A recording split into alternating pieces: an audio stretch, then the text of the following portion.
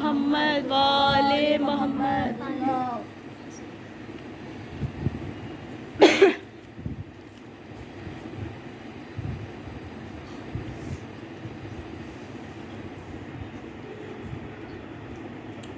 اعوذ باللہ من الشیطان الرجیم.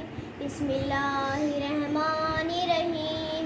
الحمدللہ رب العالمین والصلاة والسلام علی اشرف الانبیاء والمرسلین سیدنا و نبینا و طبیب نفوسنا مولانا بالقاسم محمد.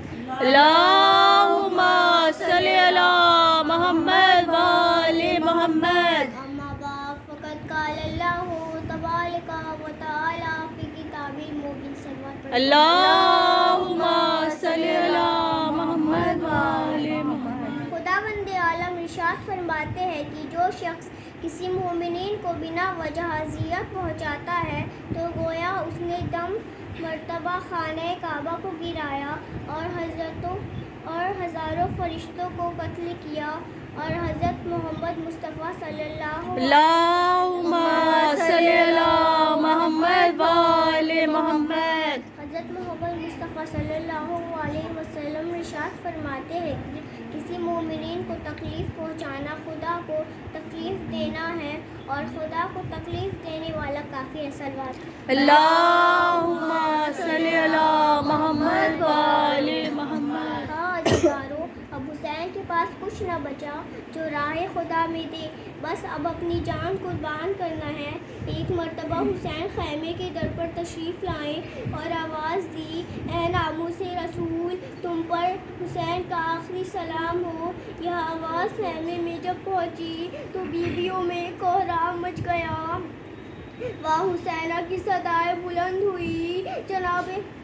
جناب فضہ نے عرض کی، اے فرزند رسول، خیمے میں تشریف لائیے ورنہ بیوی آپ کے فراق میں تڑپ تڑپ کر اپنی جان دے دیں گی. حسین خیمے میں تشریف لائے.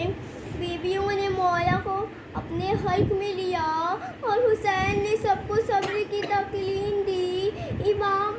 امام حسین نے جب فضہ سے دھیرے سے فرمایا کہ صندوق سے نانا کا لباس آلہ میں لے آؤ، ایک مرتبہ جناب فضہ نے نظر فضہ پر پڑی کہ انہوں نے صندوق سے نکال کر کوئی چیز حسین کو دی.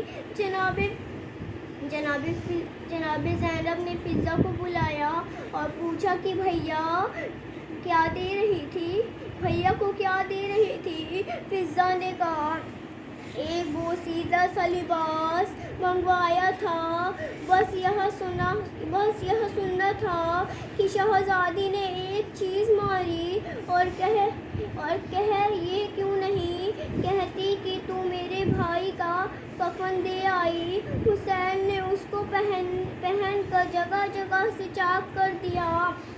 جب جناب زینب نے اس کا سبب پوچھا تو فرمایا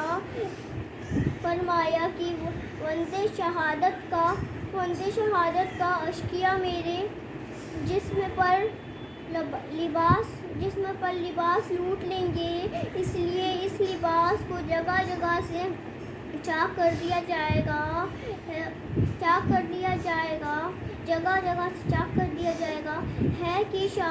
ہے کہ شاید اب اس کو نہ لوٹے اور میرا جسم برہنہ ہونے سے بچ جائے.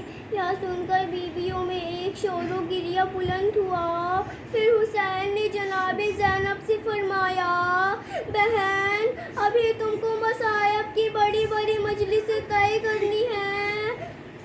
تم جناب فاطمہ زہرا جیسی صابر ماں کی بیٹی اور حسین جیسی صابر کی بہن ہو. صبر کرو، اللہ تعالیٰ صابروں کو دوست رکھتا ہے. بہن، وعدہ تکلیف ادا کرنے کا وقت آ گیا ہے، اب مجھے جانے دو. یہ کہہ کر حسین بیمار فرزندی کے پاس تشریف لائے، اسے لانے کھڑے ہوئے اور بیمار کا شانہ ہلایا اور فرمایا، بیٹا، تمہارا بابا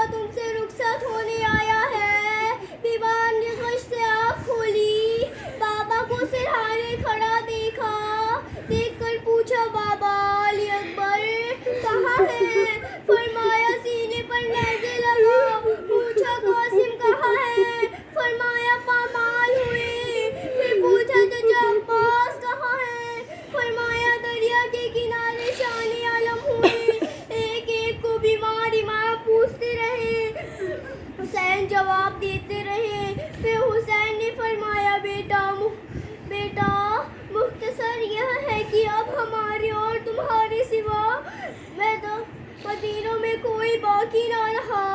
یہ سن کر جناب سید سجاد بے چین ہو گئے اور پوچھا بابا میرا چھوٹا بھائی علی اصغر. حسین نے فرمایا 3 بھار کا تیر گلے پر مارا گیا. اب بیمار تاب نہ لا سکے اور فرمایا پھوپھی جان مجھے تلوار اور نیزے دے دیجیے.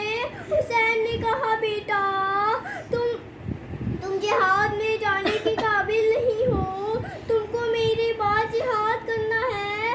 تم کو ظالم قیدی بنائیں گے. تمہاری ماں بہنیں تمہارے سامنے حاضر کی جائیں گی. اور بیٹا میرے ایک پیغام ہے. جب تم قید شام سے چھوٹ کر مدینے جانا تو میرے شیعوں سے میرا سلام کہنا اور کہنا کہ شرط وفا یہ ہے کہ جب گھڑا سے پانی پینا تو حسین کی پیاس کو یاد کر لینا. یہ کہہ کر حسین رخصت ہوئے اور گھوڑا دوڑاتے ہوئے میدان میں تشریف لائے جہاں فوجیں بے چین انتظار کر رہی تھیں.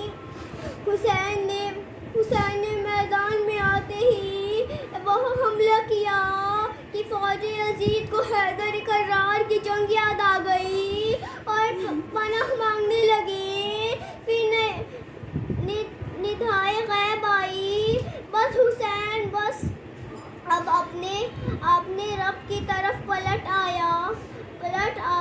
یہ آواز سنتے ہی حسین نے تلوار میان میں رکھ کر سر جھکا دیا.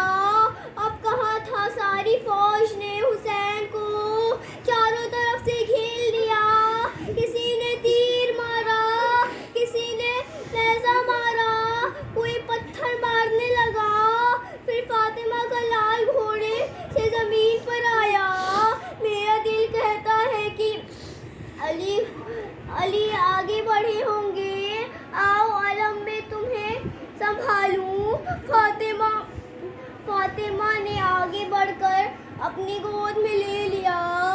بس عزادارو وہ منظر میں بیان نہیں کر سکتی. ایک مرتبہ آفتاب کو کہنے لگا زمین کربلا کو زلزلہ آیا. فرات کا پانی نیزوں اچھلنے لگا. جناب زینب نے بیمار بھتیجوں کا شانہ ہلایا اور فرمایا بیٹا سید سجاد دیکھو کیا قیامت آ گئی. بیمار پھوپھی کا ہاتھ پکڑے ہوئے در خیمہ تک آئے. خیمہ کے پردے کو ہٹایا. سر سے امامہ پھینک دیا. اے پھوپھی جان میرا بابا